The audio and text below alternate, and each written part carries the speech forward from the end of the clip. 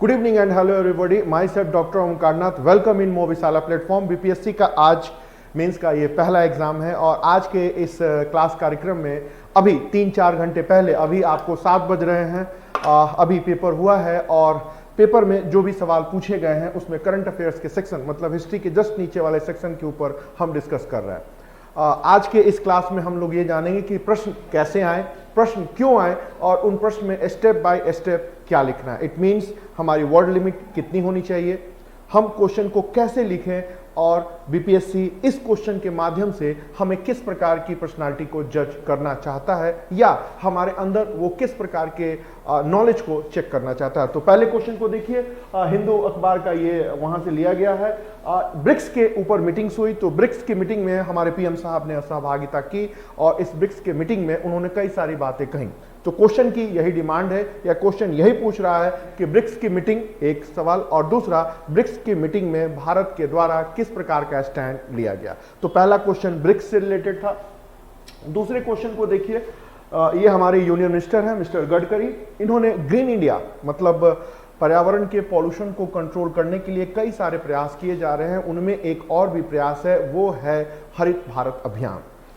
भारत सरकार की एक योजना है, एक एक्शन प्लान, और उसके तहत वृक्षारोपण मतलब ग्रीनरी को प्रमोट करने का एक अभियान चलाया जा रहा है और उसी अभियान के तहत नेशनल हाईवे को भी ग्रीनरी से ढकना है। उसके लिए कुछ एप्स वगैरह भी लॉन्च किए गए हैं। तो उसके बारे में इंडियन एक्सप्रेस ने पूरा कवर किया था, इसकी भी चर्चा हम करेंगे। डेट आपका 21 अगस्त 2020 की ये घटना है जिसमें उन्होंने ये सारी चीजें अनाउंस की थी। तीसरे क्वेश्चन को देखें, ये थोड़ा सा अनएक्सपेक्टेड क्वेश्चन था। बायोडीजल, जैव ईंधन के बारे में तो चर्चा लगातार हो ही रही है। अल्टरनेटिव एनर्जी रिसोर्स की बात खूब चल रही है, खासकर कोविड की ड्यूरेशन के बाद जब दुनिया भर में तेलों का आयात और निर्यात बंद हो गया। याद करिए, मिडिल ईस्ट से भारत लगातार पर डे लाखों बैरल तेल मंगा रहा था, लेकिन जब ट्रेड ही नहीं हुआ तो तेल कहां से आएंगे। ये स्थिति सिर्फ भारत की ही नहीं थी, दुनिया भर के देशों की थी और हर देशों ने अपने अल्टरनेटिव ऊर्जा सॉल्यूशन या अल्टरनेटिव ऊर्जा रिसोर्स अल्टरनेटिव ऊर्जा रिसोर्स के बारे में चिंतन किया और इसी में बायोफ्यूल को अपनाया गया। भारत में भी बायोफ्यूल या जैव ईंधन को लेकर पूरी पॉलिसी अपनाई रही है। लेकिन सबसे आश्चर्य की बात यह आई जब बायोफ्यूल का उपयोग करके एक रॉकेट छोड़ा गया। यह घटना है 31 जनवरी की। 31 जनवरी 2021 को जब यह हुआ तो एक वैचारिक तहलका भी मचा, क्योंकि अभी तक बायोडीजल सोर्स हुआ है, जैसे भारत में भी सीएनजी के प्रयोग हो रहा है या एथेनॉल मिक्सअप किया जा रहा है, लेकिन उसी तरह इतनी लंबी छलांग एक रॉकेट को प्रक्षेपित किया गया। ये अनएक्सपेक्टेड क्वेश्चन था। बीपीएससी में एक आध प्रश्न ऐसे आ जाते हैं जिसकी कल्पना किसी ने भी नहीं की थी, लेकिन फिर भी इसको हम लोगों ने कवर किया। कैसे किया इसकी भी चर्चा हम लोग करेंगे। और फिर यूरोप और भारत के बीच में जो व्यापारिक संबंध हुए हैं उसकी समीक्षा की गई। सन 2001 से जो व्यापारिक संबंधों का सिलसिला चला वो अब समाप्त हुआ और एक दूसरे फेज में चला। 2020 से 2025 के बीच में एक 5 वर्षीय टारगेट को लेकर भारत और यूरोपीय संघ ने पहल की, उसी के ऊपर ये क्वेश्चन था। कहने का मतलब है ये सारे क्वेश्चन में सिर्फ एक क्वेश्चन रॉकेट वाला थोड़ा अनएक्सपेक्टेड था, बाकी सारे क्वेश्चन कैसे पुराने टॉपिक से जुड़े हुए थे और ये एग्जाम के लिए उतने फोकस थे। और हम आपको ये भी बताएंगे कि अपने इसी प्लेटफॉर्म मोविशाला प्लेटफॉर्म से फरवरी महीने में हमने इन सारे टॉपिक्स को डिस्कस किया। आप यूट्यूब के लिंक्स के माध्यम से उन चीज़ों को देख सकते हैं, समझ सकते हैं। और इसके अलावा कल के होने वाले एग्जाम में किस प्रकार के भी सवाल आने की पूरी संभावना है, इसकी भी चर्चा आज हम अपने इस क्लास कार्यक्रम में करते हैं। शुरुआत करते हैं इस पहले क्वेश्चन को। मैंने अभी आपको बताया कि इंडियन एक्सप्रेस ने कैसे कवर किया था।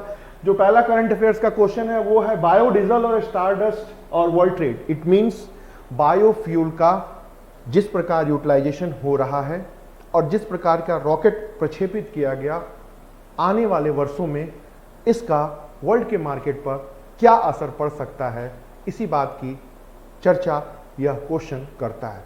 थोड़ा अनएक्सपेक्टेड है। कारण क्या है कि दूर अमेरिका में अगर कोई घटना घटती है तो उससे भारत फिलहाल अभी प्रभावित होने वाला नहीं है। निसंदेह भारत ने जैव ईंधन या बायोडीजल के ऊपर कुछ इनिशिएटिव लिया है।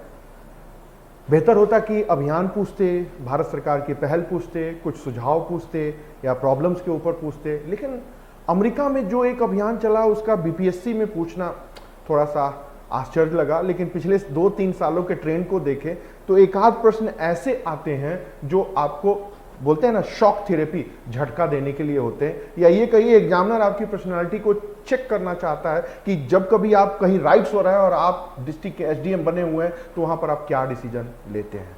तो ये क्वेश्चन जानबूझ करके ऐसे डाले जाते हैं कि आपकी एलिजिबिलिटी कितनी है कि आप किसी भी इमरजेंसी के हालात को संभाल सके। सब जानते हैं बायोडीजल के बारे में, सबको पता है बायोडीजल को लेकर के किस प्रकार अभियान चलाए जा रहे हैं, भारत सरकार क्या कर रही है, वर्ल्ड लेवल पर क्या हो रहा है, बट उससे ये जोड़ दिए कि ये जो रॉकेट छोड़ा गया उसका क्या लिंक है। तो हम लोगों ने सिर्फ इसको करंट अफेयर्स में पढ़ा, इससे ज्यादा संभावना मेरी भी नहीं है और आपकी भी नहीं है कि आप लिख पाए।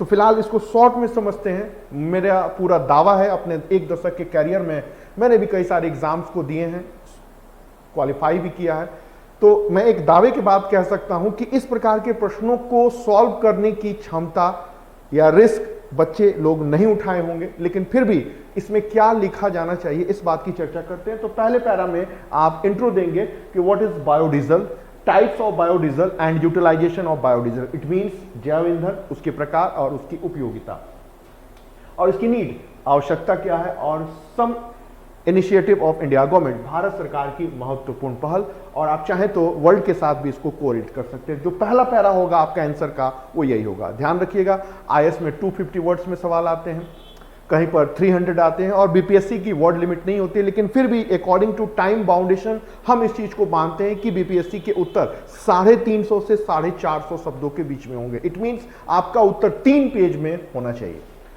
सेकंड में आप बात करेंगे कि भारत सरकार की पहल क्या रही है। इसमें आपको यह लिखना होगा कि भारतीय जैव ईंधन पॉलिसी 2018 के बारे में, मतलब इंडिया गवर्नमेंट की बायोफ्यूल पॉलिसी है जो 2018 में, उसकी आपकी चर्चा करनी होगी, और राजस्थान गवर्नमेंट ने भी कुछ अपनी नई अनाउंसमेंट किया था उसकी बात करनी होगी। तो सेकंड पैरा में लगभग 100 से 150 वर्ड्स के में आपको इन सारी चीजों के ऊपर डिस्कशन करना होगा कि भारत सरकार की नीति क्या है, भारत सरकार ने कितना फंड अलॉटमेंट किया है। जैसे ये फंड मैंने लिखा है 5000 करोड़, ये मेंशन होना चाहिए, और अभी के 1-2 सालों में जैव ईंधन के लिए भारत सरकार क्या कर रही है। अगर आप 3 महीने के इंडियन एक्सप्रेस और हिंदू अखबारों को पढ़ेंगे, जैसे कि ये मैं आपको सामने दिखाऊंगा, तो लगातार कब कब कौन कौन से दिन भारत सरकार ने बायोफ्यूल को लेकर के पॉलिसी अनाउंस की है, घोषणा की है, इनिशिएट लिया है, उस बात की भी चर्चा लगातार समाचार पत्रों में हुई है। तो हम तो बायोफ्यूल के लिए तैयार थे बट रॉकेट के लिए तैयार नहीं थे। फिर भी अब सेकंड पैरा के बाद थर्ड में आपको देना है उस रॉकेट के बारे में। 31 जनवरी को ये रॉकेट लॉन्च हुआ, स्टारडस्ट 1.0 लॉन्च व्हीकल लॉन्च किया गया, बायोडीजल पर यह बेस्ड था, ब्लू शीट कंपनी के द्वारा डेवलप किया गया था, छोटे उपग्रह को लॉन्च करने में यूजफुल है, और सबसे बड़ी बात, जो भी रॉकेट को प्रक्षेपित किया जाता था उसमें जो डेंजरस और हजार्डस केमिकल्स और गैसेस निकलते थे, अब वैसी परिस्थिति नहीं होगी। तो सबसे जो पॉजिटिव पॉइंट है वो यही है कि जो रॉकेट को प्रक्षेपित किया जाता है और उसमें जो हजार्डस केमिकल्स या एयर पॉल्यूशन के एलिमेंट्स निकलते हैं, अब इससे नहीं निकलेंगे। तो इसकी यूटिलिटी यही है। और फिर ये इतना लंबा है, इतना केजी चौड़ा है, चाहे तो आप लिख सकते हैं, चाहे तो नहीं लिख सकते। इससे ज्यादा संभावना मुझे नहीं लगता कि किसी स्टूडेंट के अंदर होगी जो क्लासरूम में लिख सके, क्योंकि ये अनएक्सपेक्टेड क्वेश्चन था। और लास्ट में आप कंक्लूड करेंगे कि अल्टरनेटिव एनर्जी रिसोर्स के लिए बायोडीजल एक बेहतर सॉल्यूशन है या एक बेहतर विकल्प है। तो पहले क्वेश्चन की जो रिक्वायरमेंट है आपने देखी होगी कि फर्स्ट स्टेप में आपको इसको इंट्रो देना है लगभग 100 से 150 वर्ड्स तक, सेकंड में गवर्नमेंट ऑफ इंडिया के इनिशिएटिव देना है, थर्ड में आपको रॉकेट के बारे में करना है, और फोर्थ में वही बायोडीजल की क्या उपयोगिता है। तो ये 4 स्टेप में आपका उत्तर होगा, उसको डिवाइड कर दीजिए, 150 शब्दों में आपको रुकना है। तो ये थी इस प्रश्न की रिक्वायरमेंट और ये था इस प्रश्न का डिमांड। ठीक है, इसी स्टेप बाय स्टेप अगर आपने लिखा है तो आपके मार्क्स मोर देन 65% होंगे ही होंगे। Good evening and hello everybody, my self doctor Omkarnath, welcome in observe RAS and Mobishala platform. BPSC के आज के इस मेंस क्लास में जो भी माफ करें, बीपीएससी की मुख्य परीक्षा हो चुकी है, शाम के 7 बजे हुए हैं, मुखर्जी नगर में बारिशों का दौर जारी है। उसमें हम आज के मेंस के पेपर को डिस्कस कर रहे हैं और मेंस के इसी पेपर में आया हुआ क्वेश्चन है आत्मनिर्भर भारत। थोड़ी सी इसके बारे में चर्चा करेंगे। ये भारत सरकार की अब तक की सबसे महत्वपूर्ण और महत्वाकांक्षी परियोजना में से एक है। एनडीए गवर्नमेंट, जिसको आप मोदी सरकार भी न कहें तो बेहतर होगा, एनडीए गवर्नमेंट की एक ये महत्वपूर्ण योजना है। कोविड के टाइम ड्यूरेशन पीरियड में भारत सरकार ने इस योजना को काफ़ी एक्सटेंड किया। यही नहीं, ब्रिक्स के सम्मेलन में अंतर्राष्ट्रीय स्तर पर इस योजना की भी चर्चा हुई। अभी फिलहाल यह भारत आत्मनिर्भर भारत योजना अपने चौथे चरण में चल रहा है और कोविड से लड़ने के लिए 2 हफ्ते पहले भारत सरकार ने कुछ नए और फंड का अलॉटमेंट दिया है। यही नहीं, छोटे और लघु और गृह उद्योगों के लिए भी नई नई घोषणाएं की गई हैं इस योजना के तहत। तो प्रश्न यही पूछा है कि आत्मनिर्भर भारत योजना कोविड से लड़ने में कैसे यूजफुल है, तो आप इसमें क्या लिखेंगे। अब आप इस उत्तर को देखें।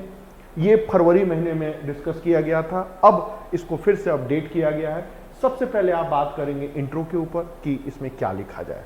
तो आप बताएंगे कि आत्मनिर्भर भारत योजना भारत को आत्मनिर्भर बनाने के लिए की गया एक प्रयास है और इसके तहत ये किया गया है। अभी वर्तमान में यह चौथे चरण में चल रहा है। सेकेंड पैरा में आपको बजट 2021 में क्या प्रोविजन किया गया उसको मेंशन करना है। फॉर एग्जांपल 6 वर्ष के ऊपर निर्भर यह एक योजना है। इतने करोड़ रुपए का बजट का अलॉटमेंट हुआ है, इतने सेंटर खुलेंगे, इतने हॉस्पिटल को और इतने हेल्थ सेंटर को प्रमोट करने की बात की गई है और 11 राज्य और इतने प्रखंड को इसमें शामिल किया गया है। अब देखिए, इतने सारे फैक्ट को लिखना पॉसिबल नहीं है।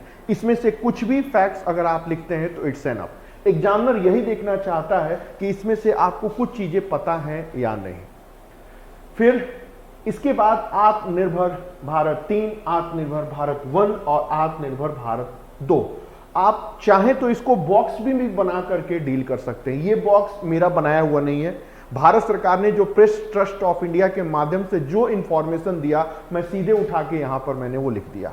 जब आपके पास स्पेस कम हो, जगह कम हो, तो आप अपनी बातों को कैसे रखें, तो बेहतर है बॉक्स बना करके रख दें कि आत्मनिर्भर भारत में इन चीजों के ऊपर फोकस किया गया, आत्मनिर्भर भारत 2 में इन पे किया गया और आत्मनिर्भर भारत में 3 में ये किया गया। और फिर लास्ट में आपको कंक्लूड करना है। एक फैक्ट आपको और मेंशन करना है। चूंकि ये क्वेश्चन फरवरी में डिस्कस हुआ था तो अभी 1 हफ्ते की पहले की घटना मेंशन नहीं है, लेकिन 1 हफ्ते पहले भी इस चीज को कवर किया गया था कि कोविड से लड़ने के लिए भारत सरकार ने न्यू फंड का अलॉटमेंट कुछ ऐसे किया। तो एक लाइन आपको और मेंशन करना है कि अभी वर्तमान में कोविड की चुनौतियों का सामना करने के लिए या कोविड के 3rd फेज को रोकने के लिए या कोविड के संक्रमण की स्थिति से बचने के लिए महिलाओं और बच्चों के ऊपर फोकस करते हुए इतने करोड़ रुपए का फंड नए सिरे से अलॉटमेंट किया है, जिससे प्राइमरी हेल्थ फैसिलिटी को डेवलप किया जाए। तो इस प्रश्न का डिमांड या इस प्रश्न की रिक्वायरमेंट यही है। आपको फर्स्ट स्टेट में इंट्रो, सेकंड में आपका यहां पर बजट का अलॉटमेंट, 3rd में आपको आत्मनिर्भर भारत और 4th में आपको कोविड से लड़ने के लिए जो भारत सरकार की इनिशिएटिव है वो करना है। अगर आप ये स्टेप बाय स्टेप लगभग 100 से 150 शब्दों का प्रयोग करते हुए ये सारी बातें अपने उत्तर में मेंशन करते हैं तो आपको 70% नंबर मिलना तय है। समस्या तब आती है जब बच्चा नॉर्मल बातें लिखता है कि आत्मनिर्भर भारत क्या है, ये है, वो है, कहीं क्लियरिटी नहीं रहती, कहीं कोई चीज मेंशन नहीं रहती, कहीं कोई वर्ड लिमिट का मैनेजमेंट नहीं रहता, कहीं भी गवर्नमेंट ऑफ इंडिया की न्यू अनाउंसमेंट का प्रोविजन नहीं रहता, कहीं भी इस बात का उल्लेख नहीं रहता कि भारत सरकार कोविड की इस चुनौती का सामना करने के लिए आखिर कौन सा कदम उठा रही। तो फिर आपका सिलेक्शन क्यों हो और फिर आपको मोर देन 65% मार्क्स क्यों मिले। याद रखिएगा, ये एग्जामिनेशन आपकी पर्सनालिटी का जजमेंट करता है। आपके अंदर एक ब्यूरोक्रेट के गुण है या नहीं है, इस बात का पता कैसे लगेगा, वो तो आप रिक्शे वाले से भी पूछ लेंगे तो वो बता देगा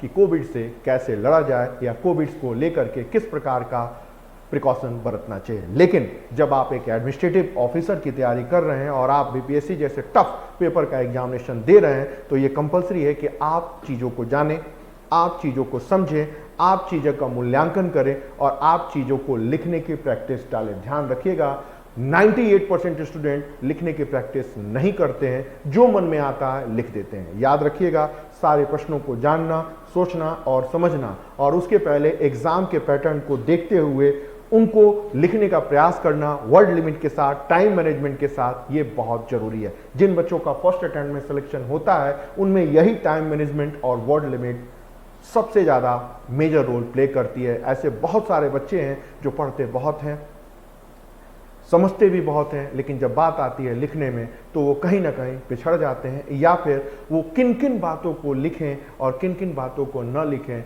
इसी के उलझन में उलझ जाते हैं। तो ये परीक्षा आपके मैनेजमेंट और आपकी पर्सनालिटी के अलावा आपके रिसोर्स मैनेजमेंट को भी चेक करता है। तो ये क्वेश्चन आपके अंदर की फीलिंग को देखना चाहता है कि इस कोविड के इस ड्यूरेशन में जिस प्रकार की सर्वाइविंग या जिस प्रकार की स्थिति भारत सरकार के सामने थी, उसको आपने समझा है या नहीं समझा है, किस प्रकार की परिस्थितियां थी, कौन सी ऐसी बेबसी थी, मजबूरी थी या चुनौतियां थी, उसको भारत सरकार ने कैसे सॉर्ट आउट किया। अगर आपने स्टेप बाय स्टेप गवर्नमेंट की भाषा बोलते हुए, सिस्टम की मजबूरी को समझते हुए, सिस्टम में सुधार की पहल करते हुए उत्तर को लिखा, तो आपका मोर देन 75 या 65% के ऊपर नंबर मिलना तय है। लेकिन अगर आपने सरकार के विरुद्ध नेगेटिव बोली, ये सरकार निकम्मी है, मोदी ने कुछ नहीं किया, या ये कहिए आपने एनडीटीवी या जीटीवी की भाषा बोली, या विपक्ष के नेता की तरह बातें बोले, या फिर तेजस्वी यादव या जिनका दिया बुझ गया, क्या नाम है उनका, लोक जनशक्ति पार्टी वाले चिराग पासवान जी की नकल उतारी, तो आपका मार्क्स कटना तय है। याद रखिएगा, आप ब्यूरोक्रेट बनने जा रहे हैं, आप सिस्टम के पार्ट बनने जा रहे हैं। आपको किसी भी पॉलिटिकल पार्टी पे कोई कमेंट नहीं करना, कोई नेगेटिव स्टेटमेंट नहीं देना है। आपको सिर्फ सिस्टम को जानना है, समझना है और टू द पॉइंट बोलना है। और हमेशा अंत में एक बात करनी है, यहां सुधार की जरूरत है। आप भी जानते हैं और हम भी जानते हैं कि हेल्थ फैसिलिटी कैसी है। 26,000 हॉस्पिटल हैं और सिर्फ 21,000 हॉस्पिटल शहरों में है, 5,000 हॉस्पिटल भारत के गांव में है। भारत की 7 लाख जनसंख्या, माफ करें, भारत में 7 लाख गांव हैं और भारत में 85% जनसंख्या गांव में रहती है। और बिहार जैसी स्थिति तो और भी दुर्दशा के कगार पर है, जहां सिर्फ 2% पॉपुलेशन को मेडिकल हेल्थ फैसिलिटी मिलती है, बाकी सारे लोग भगवान भरोसे हैं या मनी ऑर्डर इकोनॉमी के बेस्ड पर हैं। तो सच में कहा जाता है कि बीमारू स्टेट बिहार, उत्तर प्रदेश, मध्य प्रदेश, राजस्थान और उड़ीसा को सच में ईश्वर चला रहे हैं। ये भारत की रियलिटी है। लेकिन अगर आपने इन सभी बातों को या किसी भी तथ्य को एग्जाम में लिखा तो आपका सिलेक्शन नहीं होगा। वाई? बिकॉज कि आप सिस्टम का पार्ट बनने जा रहे हैं, आप सब जान रहे हैं, सब समझ रहे हैं, लेकिन संयमित भाषा का, बिना किसी राजनीतिक दलों के समर्थन या विरोध का, बिना किसी धर्म और जाति के पक्ष लिए आप अपने उत्तर को सहज और सरल तरीके से कैसे लिखते हैं, सिलेक्शन इसी बात पर निर्भर करता है। अपने 1 दशक के कैरियर में जब हमारा सिलेक्शन नहीं हुआ तो हमने इसी बात का मूल्यांकन किया कि आखिर इतना अध्ययन मनन चिंतन करने के बाद हुआ कि नहीं। तब उत्तर निकल के आया कि कहीं ना कहीं मुझसे बेहतर लोग थे और उनका सिलेक्शन हुआ। मैं इसलिए आपको बात कह रहा हूं कि हिंदी बेल्ट, हिंदी जाति और हिंदी पट्टी के लोगों के ब्लड में पॉलिटिक्स होता है और वो आंसर में भी पॉलिटिक्स आ जाता है। तो अगर आत्मनिर्भर भारत और कोविड में लिखना है तो न किसी की प्रशंसा करनी है, न बुराई करनी है। भारत सरकार जो भी कर रही है उसके फैक्ट, उसके फिगर, उसके डाटा, उसकी रिपोर्ट और उसकी एनालिसिस टू द पॉइंट एक वर्ड लिमिट के साथ लिखना ही इस क्वेश्चन की रिक्वायरमेंट है। और जिसने इस चीज को लिखा उसके मार्क्स मोर देन 65 या 75% आने ही आने हैं। Thank you. Good evening and hello everybody, welcome in observer IAS platform in Movishala group. आज बीपीएससी की मेंस का एग्जामिनेशन हुआ है और आज उसी के मेंस के पेपर को हम डिस्कस कर रहे हैं। क्वेश्चन है ब्रिक्स और भारत। हालांकि ये पेपर में पहले ही डिस्कस हो चुका है। आप पिछले प्रीवियस मंथ के वीडियो को देख चुके थे। फरवरी महीने में ही इस क्वेश्चन को डिस्कस किया था। बस इसमें आपको मैं यही बताना चाहता हूं कि इस क्वेश्चन की रिक्वायरमेंट क्या है और आप इस प्रश्न को कैसे लिखेंगे। ध्यान रखिएगा, क्वेश्चन पूछ रहा है ब्रिक्स कॉन्फ्रेंस, फिर उसका भारत से कोरिलेशन। क्वेश्चन की जब शुरुआत करेंगे तो सबसे पहले आप इंट्रो करेंगे, इसका कॉन्फ्रेंस कहाँ हुआ और प्लेस कहाँ है और सब्जेक्ट क्या रहा है। ये 4 पॉइंट आपके फर्स्ट पैरा में होना चाहिए, जिसमें आप 17 नवंबर 2020 रूस और भारतीय प्रधानमंत्री के द्वारा सहभागिता, ये पहले पैरा में होना चाहिए। Paragraph change. सेकंड पैरा में आप आएंगे और बताएंगे कि इस कॉन्फ्रेंस का मेजर इशू क्या था। तो इसमें इशू था कि वैश्विक स्थिरता, साझा व्यापार, सुरक्षा और नवाचार। It means global stability, innovation and security. ये 3-4 ऐसे मुद्दे थे जिसको लेकर के इशू या माफ करें इसको लेकर के इस बार का यह एक सब्जेक्ट था या ये विषय था जिनको लेकर के यह सम्मेलन हुआ। थर्ड, आपको बताना होगा कि कुछ अन्य और चीजें थी जो आई तो न्यूज़पेपर जिसकी मैंने अभी आपको सीन दिखाया, उसमें इस बात को लिखा गया था कि यूएन की 75 बर्थडे, जन्मदिन या एनिवर्सरी या वर्षगांठ और कोविड-19 के बीच में यह कॉन्फ्रेंस हुआ था। चूंकि ब्रिक्स वर्ल्ड का एक मेजर पावरफुल माना जाने वाला, हालांकि ऐसा है नहीं, ऑर्गेनाइजेशन है। भारत और चीन का सीन देख ही रहे हैं, लेकिन फिर भी लोग कह रहे हैं तो हम भी बोल रहे हैं आपको, आप भी वही बोलिए और लिखिए। क्या लिखेंगे फिर से सुनिए। ब्रिक्स यूनाइटेड नेशन के बाद क्षेत्रीय संगठनों में एक सबसे ज्यादा प्रभावशाली संगठनों में से एक है और इसका यह सम्मेलन यूनाइटेड नेशन के 75वें वर्षगांठ और कोविड-19 के ड्यूरेशन के बीच में हुआ, जो इसकी एक महत्वपूर्ण उपलब्धि और इसके महत्ता को दिखाता है। वैसे कुछ है नहीं, लेकिन आप यही लिखेंगे। अगला पैरा देखिए, इसमें क्या बातचीत हुई। तो इसमें जो बातचीत हुई उसमें 3 बातें आपके उत्तर में मेंशन होना चाहिए। सबसे पहले राज्य प्रायोजित आतंकवाद। तो भाई आप जानते होंगे आज पूरा जिहाद फैक्ट्री माना जा रहा है, पड़ोस का हमारा ही भाग रहा। दुर्योधन का ननिहाल कौन? गांधार। दूसरा लव का नगर कौन? लाहौर। 75 साल हमारे ही प्रांत थे, आज वो टेरर स्टेट के नाम से पुकारे जा रहे हैं। हालांकि ये गलत अवधारणा है। सिर्फ 75%, माफ करें, सिर्फ 75,000 तालिबान है। 1.25 लाख लोग तालिबान से लड़ रहे हैं, वो भी अफगानी है। 3 लाख अफगानी फोर्स तालिबानों से लड़ रही है, वो भी अफगानी है। तो फिर वो टेरर स्टेट कैसे हो सकता है? लेकिन मीडिया का फैशन है कि एक बार जो लोग बोल देते हैं, हम सब लोग बिना सोचे समझे उसको बोलना शुरू कर देते हैं। कोई कहता है जिहाद फैक्ट्री, अरे भाई मरने वाला भी उसी मजहब का, मारने वाला भी उसी मजहब का, लड़ने वाला भी उसी मजहब का, रोने वाला भी मजहब का, तो कहाँ की जिहाद फैक्ट्री? लेकिन मीडिया में कुछ चीज़ें उभर के आ जाती हैं तो जाने अनजाने में हम उनको अडॉप्ट करते हैं। आज ही अल जजीरा की न्यूज़ है इंटरनेशनल लेवल में कि अफगानिस्तान का एक 20 साल का बच्चा अपने घर और अपने लैपटॉप को बेच के उसने AK-47 खरीदा। अब इस न्यूज़ को पढ़ के आपको लगा होगा कि जिहाद फैक्ट्री है, लेकिन उसका जो अगला पैरा है, अब वो AK-47 को लेकर तालिबान से लड़ने जा रहा है। अब बताइए, अब उसको कैसे आप जिहाद फैक्ट्री बोलेंगे या स्टेट ऑर्गेनाइज्ड टेररिस्ट? लेकिन आपको बोलना पड़ेगा। क्या मीडिया हर जगह बोलती है? तो उत्तर भी लिखने के पहले थोड़ा सा संयमित होकर के, बिना धर्म जाति के ऊपर प्रहार किए सहज और सरल शब्दों का प्रयोग करना भी एक ब्यूरोक्रेट के सबसे बड़े गुण समझे जाते हैं। तो बात हुई राज्य प्रायोजित आतंकवाद पर नियंत्रण करने के लिए, हालांकि नाम नहीं लिया गया। दूसरा है वर्ल्ड ट्रेड ऑर्गेनाइजेशन और WHO में रिफॉर्म की, और तीसरा है कोविड-19 के बाद जो इकोनॉमिक लचर हो गई थी, गिर गई थी, उसको कैसे उठाएं। ये 3 मुद्दे हैं जो आपको सेकंड पैरा, माफ करें, जो आपको थर्ड पैरा में डिस्कस करने। अब थोड़ा इसको डिटेल करते हैं। राज्य प्रायोजित आतंकवाद, पाकिस्तान 1 नंबर पर है। दुनिया के असफल राष्ट्रों में पाकिस्तान की गिनती होती है। अफगानिस्तान भी दुनिया के सबसे अशांत इलाकों में से एक माना जाता है, और यही माना जाता है कि भारत में जितने भी आतंकवादी घटनाएं घट रही हैं उसके पीछे कहीं ना कहीं पाकिस्तान का नहीं, पूरा पाकिस्तान का कनेक्शन है। तो भारत के प्रधानमंत्री ने इस सम्मेलन की सहभागिता करते हुए यहां पर इसी चीज के ऊपर प्रतिबंध या रोक या नियंत्रण करने की बात कही।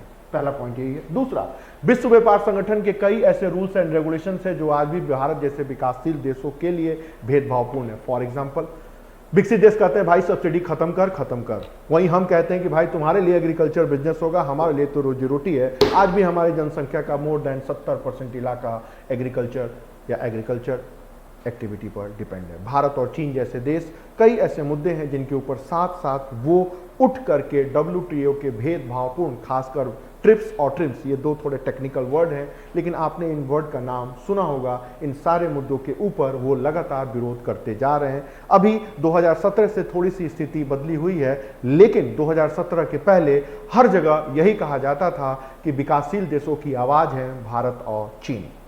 तो ये 2 ऐसे मुद्दे हैं जो 2017 के पहले भी पॉपुलर थे, और अब ये मुद्दे पुनः ब्रिक्स के सम्मेलन में उठाए गए, जो भारत और चीन के द्वारा उठाए गए हैं। और दुनिया के सारे विकसित देश, अमेरिका एंड उसके फ्रेंड्स ग्रुप G8 जो भी कह लें, उनके विरुद्ध बार बार ये कहा जा रहा है कि आप WTO के भेदभावपूर्ण रूल्स, रेगुलेशन और प्रोविजन में चेंज करिए।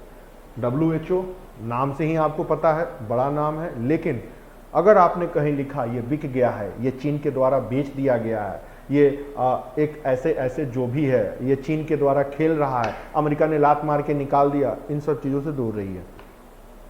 निसंदेह इसमें कहीं कोई बात नहीं है कि कोविड-19 के इन्फेक्शन को WHO ने अनाउंस नहीं किया, इमरजेंसी की अनाउंसमेंट नहीं की, ये चीन से रिलेटेड है या नहीं ये भी घोषणा नहीं की। देशों को किस प्रकार का प्रिकॉशन लेना चाहिए कुछ नहीं बोला। सौर से ये कैसे अलग है इसकी भी कोई बात नहीं की। दिसंबर 2019 में आइडेंटिफाइड हुआ, कुछ नहीं बोले। जब हालात बेकाबू होने लगे तो मार्च 2020 में इन्होंने अनाउंसमेंट किया। उसके बाद भी किस प्रकार का क्या पॉलिसी अडॉप्ट करना चाहिए कुछ भी नहीं किया। उसके जगह हम का मतलब भारत ने भी सार्क को लेकर के एक अलग से कुछ नया प्लान करके फंड अलॉटमेंट करके प्रोविजन किया। जो काम डब्ल्यूएचओ को करना चाहिए था वो भारत ने खुद किया।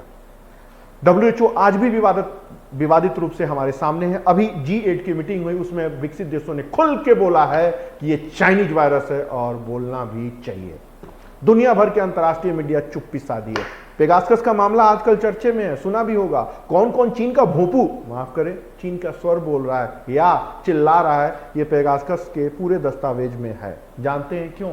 क्योंकि चीन इनको ब्लैकमेल कर रहा है। ऐसे 12,000 लोगों का पूरा हाईजैक कर चुका है चीन और उनको अपने इशारे पे नचा रहा है। पेगासकस ने पूरे दस्तावेज को निकाल रखा है। ये स्थिति भारत की नहीं है, पूरे वर्ल्ड के महत्वपूर्ण लोगों की फाइलें चीन की कंपनी हुआयो के पास है और वो डरा के कुछ भी बोलने के पहले लोग डर रहे हैं और सतर्क रह रहे हैं। ऐसा क्यों हो रहा है भाई?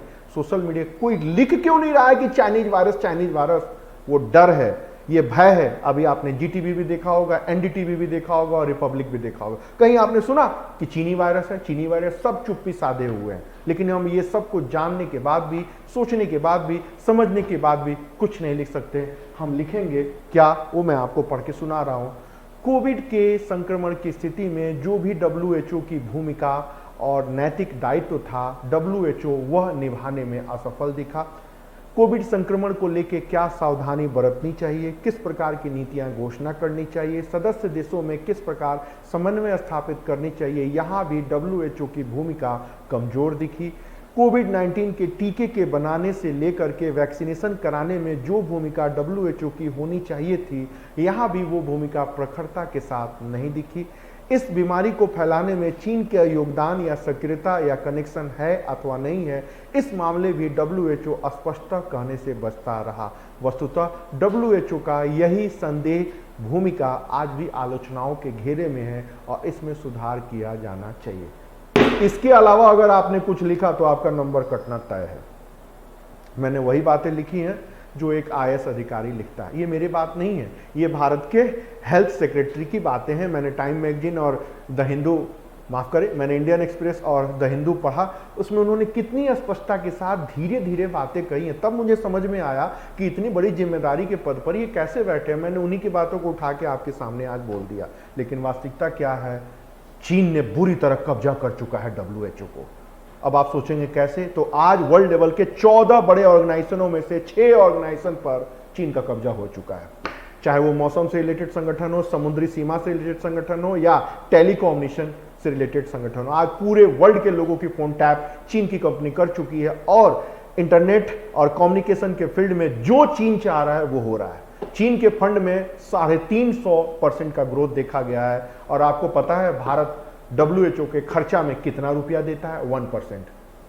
अब आप सोच लीजिए, कहां 1% और कहां चाइना का 300% का ग्रोथ, तो चलेगी किसके घर में भी उसी की चलती है जो ज्यादा खर्चा करता है। तो डब्ल्यूएचओ में जो खर्चा किया, चीन को ने पूरे डब्ल्यूएचओ को कब्जा कर लिया। बट इस तरह की कोई भी बातें आप अपने आंसर में नहीं लिखेंगे। आप अपने आंसर में वही बातें लिखेंगे जो अभी मैंने वो बात कही। तो डब्ल्यूटीओ और डब्ल्यूएचओ में रिफॉर्म की बात करेंगे और कोविड-19 के पश्चात जो इकोनॉमिक डेवलपमेंट और रिफॉर्म का जो मुद्दा दब गया था उसको उठाने की बात करेंगे और फिर भारत की अप्रोच की बात करेंगे। भारतीय प्रधानमंत्री ने आत्मनिर्भर भारत की बात कही है और चारों चरणों की चर्चा हुई है और कोविड वैक्सीन की बात कही है। कहने का मतलब, पहले स्टेप में आप इंट्रो देंगे, इसके बाद सेकंड स्टेप में क्या मुद्दा रहा, थर्ड स्टेप में क्या विशेष था, फोर्थ स्टेप में इसमें क्या चर्चा हुआ और फिफ्थ स्टेप में भारत का क्या अप्रोच रहा। तो ये 2 चीजें मेंशन होनी चाहिए और लास्ट में कंक्लूड करेंगे कि ब्रिक्स देशों के द्वारा काउंटर टेररिज्म स्ट्रेटजी पर सिग्नेचर हुआ। बट होना कुछ नहीं है। सब जानते हैं कि भारत के जितने भी पड़ोसी देश हैं, चाहे वो नेपाल हो, चाहे वो श्रीलंका हो, चाहे वो म्यांमार हो, चाहे वो पाकिस्तान हो, चीन के इशारे पर फड़फड़ा रहा है। 2 दिन पहले खुद चीनी प्रधानमंत्री या राष्ट्रपति जो भी अरुणाचल प्रदेश के बॉर्डर पर गए थे। पूरे इंटरनेशनल लेवल के मीडिया पर छाया रहा कि चीन 20 घंटे में नई दिल्ली पहुंच सकता है। हिमालय को छेद के उसने बुलेट ट्रेन बना लिया है। आपने देखा होगा कि नेपाल किस तरह उसके इशारे पर काला पानी उत्तराखंड के 3 जिलों को कह रहा है हमारा है। भारतीय मूल के मधेसियों को उसने बाहर कर दिया। ए बी सी डी श्रेणी में सिर्फ बी सी बनेंगे। कभी कोई बड़ा आईएएस अधिकारी नहीं बन सकता, मिनिस्टर नहीं बन सकता। ये सिर्फ चीन के इशारे पर हो रहा है। श्रीलंका आप देख ही रहे हैं, छोटा सा देश म्यांमार, वो भी देख रहे हैं। बांग्लादेश देख ही रहे हैं। और पाकिस्तान तो हमारे माथे के बल पे बगल में बैठा ही हुआ है, उस समय से हमारे सर पे बैठ के नाच रहा है। किसके बदौलत? चीन।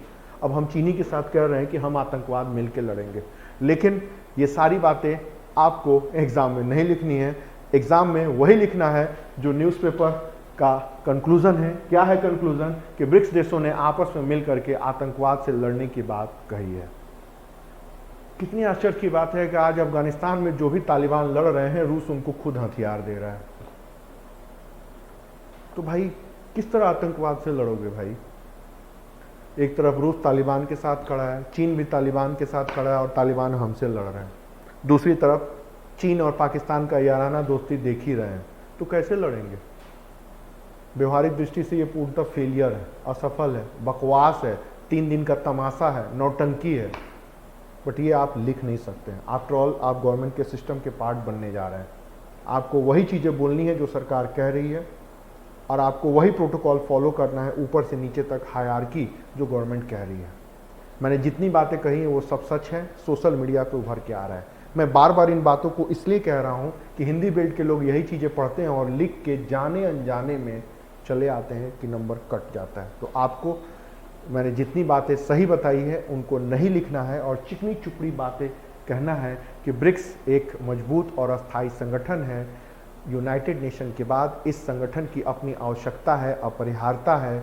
दुनिया के जीडीपी का इतना % कंट्रोल करने वाले और विकासशील और विकसित देशों के बीच में रहने वाले शक्तिशाली देशों की भूमिका भविष्य में बहुत ही सकारात्मक और एक कल्याणकारी रूप में आ सकती है और इस प्रकार ब्रिक्स विश्व राजनीति में और विश्व व्यवस्था को बदलने में सकारात्मक भूमिका कुछ इस तरह निभा सकता है। ये कह के आपको कंक्लूड करना पड़ेगा।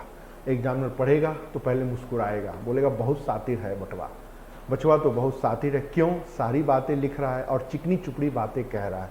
यही बोलना ही होता है, यही होता है डिप्लोमेसी और यही होता है एडमिनिस्ट्रेटिव पर्सनालिटी कि आप सब कुछ जानने, सोचने, समझने के बाद भी बहुत ही संयमित और संतुलित तरीके से अपनी बातों को लिख रहे हैं। तो क्वेश्चन इतना आसान दिख रहा है, लेकिन जब आप लिखने बैठेंगे ना तो आपके अंदर की सोच, समझ, रुझान, व्हाट्सएप यूनिवर्सिटी का ज्ञान, अगल बगल चौपालों पर ताऊ और पिताजी की बातें आ जाती हैं और आप लिख लेते। यकीन ना हो तो उत्तर देखिए, लिखिए और फ़र्क देखिए, आपको सब कुछ समझ में आएगा। तो ब्रिक्स से रिलेटेड ये सारे फैक्ट कुछ ऐसे ही हैं और हमने फरवरी में इस चीज़ को डिस्कस कर लिया था। आप मोबिशाला के प्रीवियस वीडियो को देख करके इसको देख सकते हैं। अब बात करते हैं अगले क्वेश्चन की। Good evening and hello everybody, my self doctor Omkar Nath, welcome in observer S platform. आज हम लोग डिस्कस कर रहे हैं मोबिशाला ऐप, मोबिशाला प्लेटफॉर्म पर। और इसमें आज के बीपीएससी के मुख्य परीक्षा में जो भी प्रश्न आए उनके ऊपर चर्चा कर रहे हैं। और जनरल स्टडीज़ में क्वेश्चन आया था भारत और यूरोपीय संघ आर्थिक समझौते के बारे में। ये भी क्वेश्चन पहले डिस्कस हो चुका है।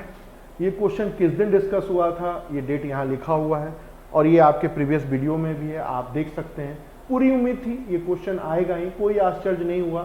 एक रॉकेट वाले क्वेश्चन को छोड़ के ऐसा कोई प्रश्न नहीं आया था जो हमारे 300 क्वेश्चन जो हम लोगों ने लिख के डिस्कस किया उससे बाहर हो।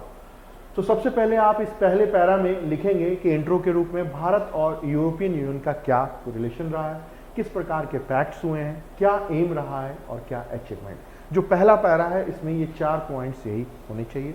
इसमें आपको बताना होगा कि ये 15 कॉन्फ्रेंस था, 2001 में यह प्रारंभ हुआ था और अब अगले 5 ईयर के ऊपर फोकस हो रहा है।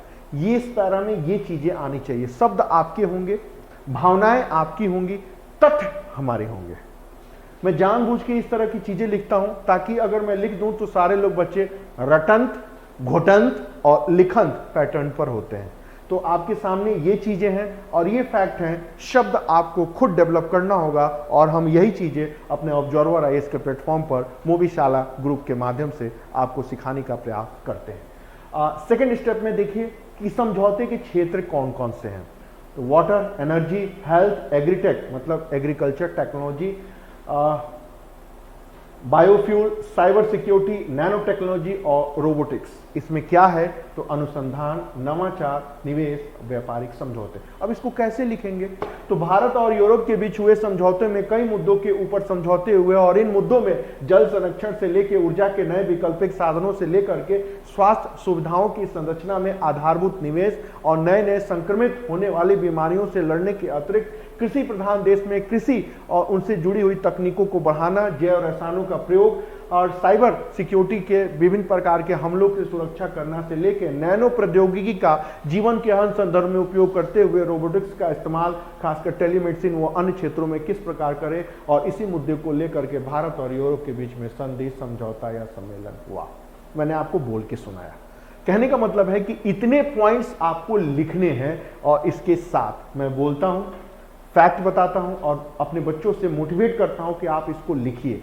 एक बार, दो बार, तीन बार जैसे लिखेंगे आपको खुद ब खुद पता लग जाएगा कि उत्तर कैसे लिखना है और किन किन मुद्दों को पकड़ के लिखना है। ये सारे फैक्ट्स मैंने न्यूज़पेपर से निकाले हैं, मैंने आपको दिखा दिया, और न्यूज़पेपर को कैसे पढ़ते हैं और किस प्रकार फैक्ट को निकालते हैं और अपने उत्तर में कैसे मेंशन करते हैं, यही मोविशाला प्लेटफॉर्म से ऑब्जर्वर IAS का एक प्रयास पिछले 1 सालों से लगातार जारी है। अब अगले पैरा में देखिए कि भारत और EU के बीच में जो पैक्ट हुआ है वो क्या हुआ है। हर साल आयोजित होता है, साइंस एंड टेक्नोलॉजी पर सम्मेलन है।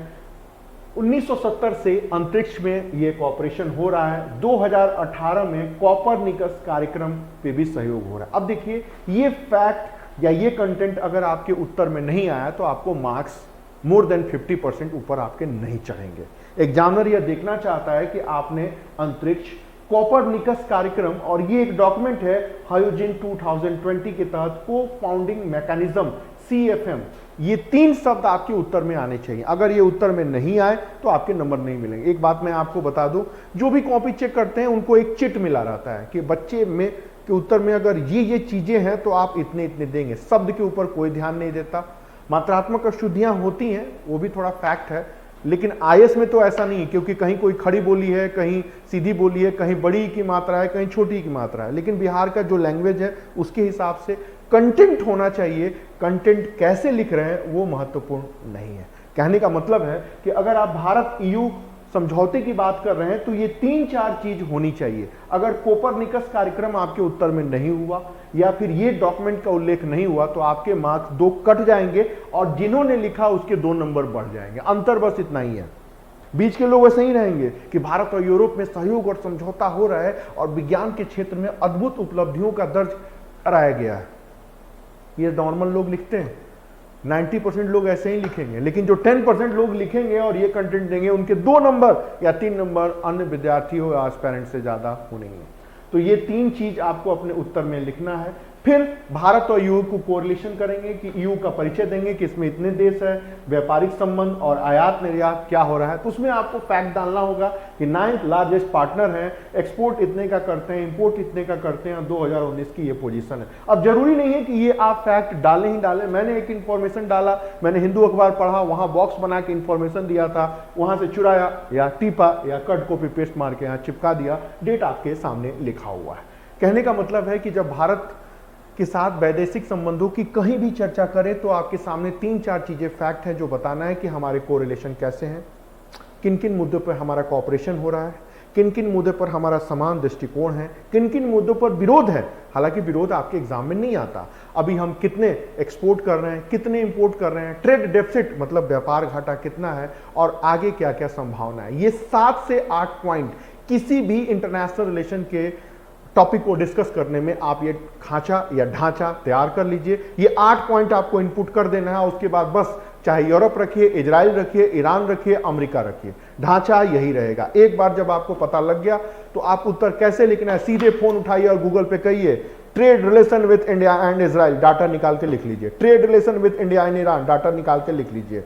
Trade commodities between India and Iran, जो भी मिले निकाल के रख लीजिए। ऐसे तैयारी होती है और ऐसे 1 साल के अंतर्गत जो भी देशों के प्रतिनिधि भारत आए और गए उनके बारे में ये फुट नोट्स बना करके चार्ट बना लीजिए। 4 पन्ने में आपका इंटरनेशनल रिलेशन तैयार, एक भी प्रश्न उससे बाहर नहीं आना है।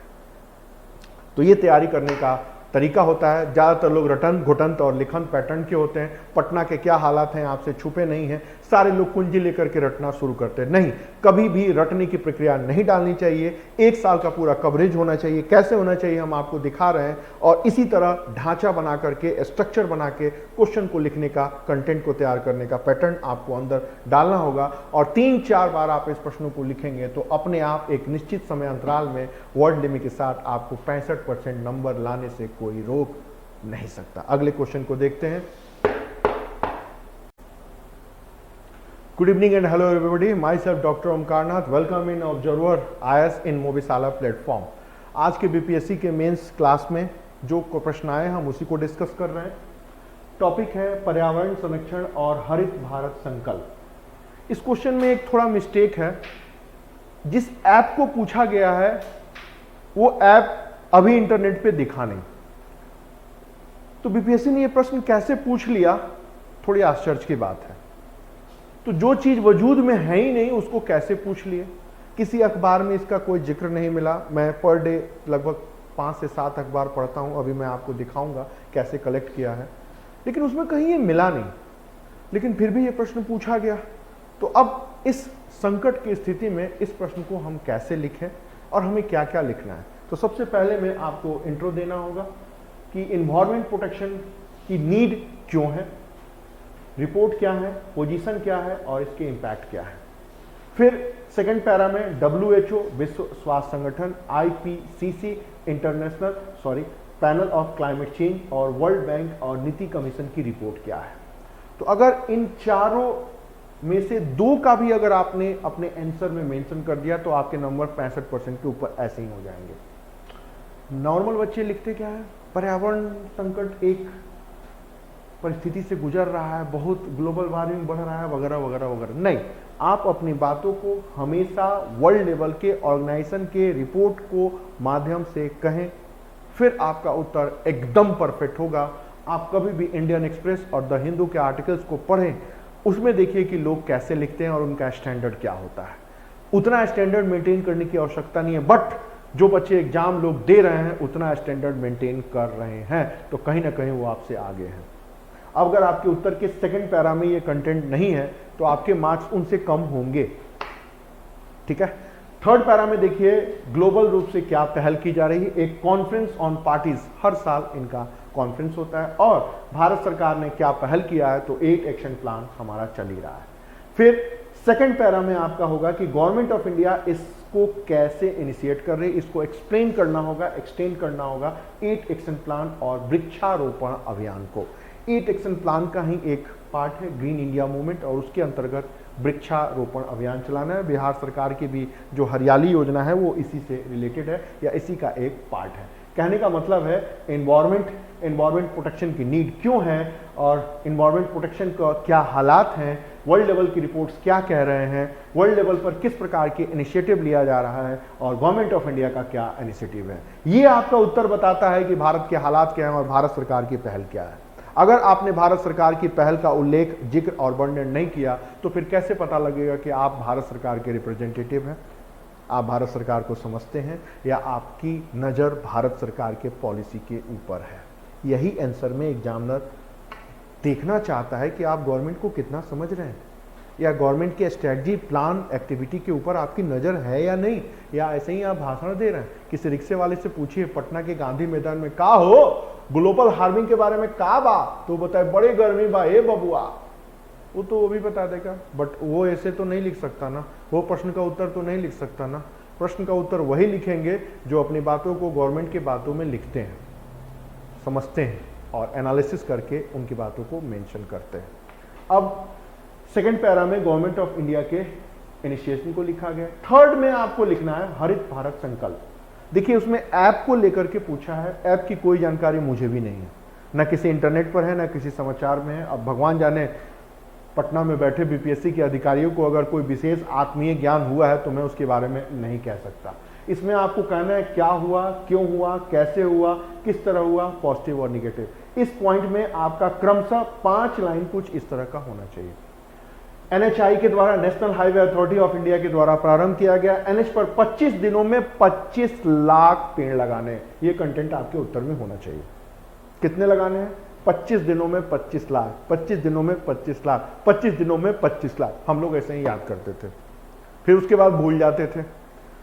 तो इसको याद करने का सबसे अच्छा तरीका है न्यूज़पेपर की रीडिंग, और न्यूज़पेपर की रीडिंग के बाद जो भी न्यूज़ आता है उसकी थोड़ा रिपोर्टिंग को देखिए, और 2 बार आप रिपोर्ट को देखेंगे तो याद आ जाता है। जैसे आपको याद आता है कितने आदमी थे, आज तक याद है ना? अरे ओ बसंती, किसने बोला? याद है ना? अरे ओ बिहारी बाबू, कौन आ जाता है नजर के सामने? तो जब ये चीज याद है तो ये कैसे नहीं याद है?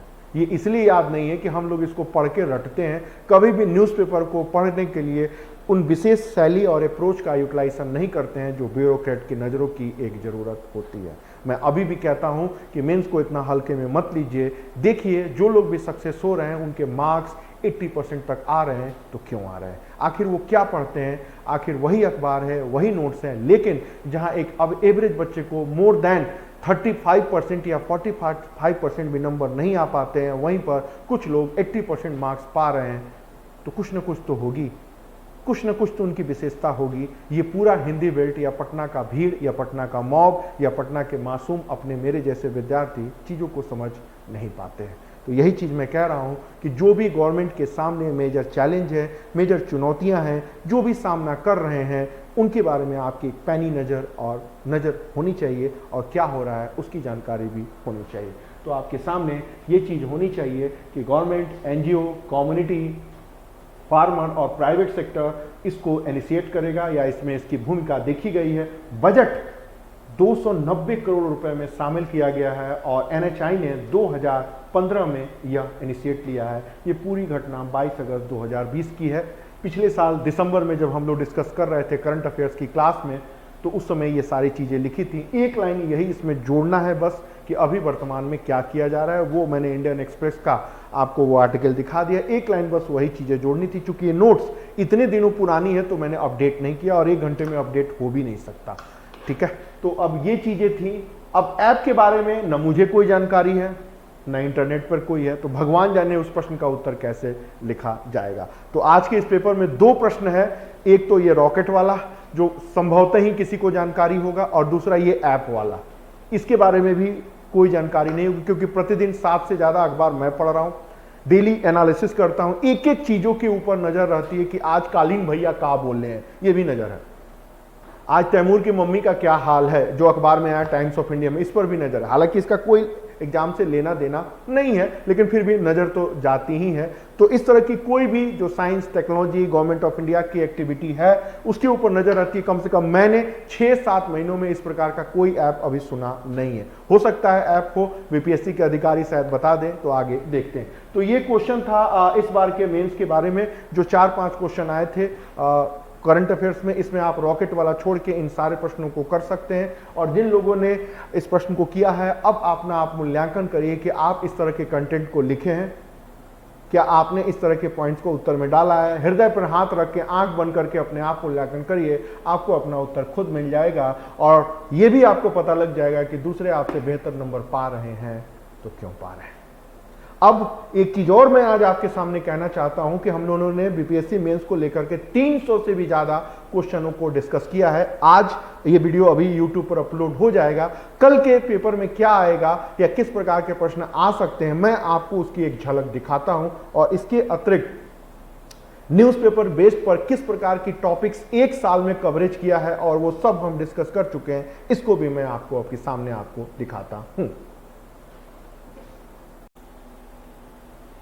Good evening and hello everybody. Myself Dr. Omkar Nath. Welcome in Observer Rise in Mobisala platform. BPSC के एग्जामिनेशन में आज आए हुए GS के पेपर में से करंट अफेयर्स का पेपर हम डिस्कस कर चुके हैं। अब हम डिस्कस करने जा रहे हैं कल के पेपर में आने वाले संभावित प्रश्नों की चर्चा, जो पिछले 6 महीना पहले से लगातार हम लोग मोबिसाला प्लेटफॉर्म पर डिस्कस कर चुके हैं। पहला क्वेश्चन है क्रिमिनलाइजेशन ऑफ पॉलिटिक्स। ये क्वेश्चन क्यों?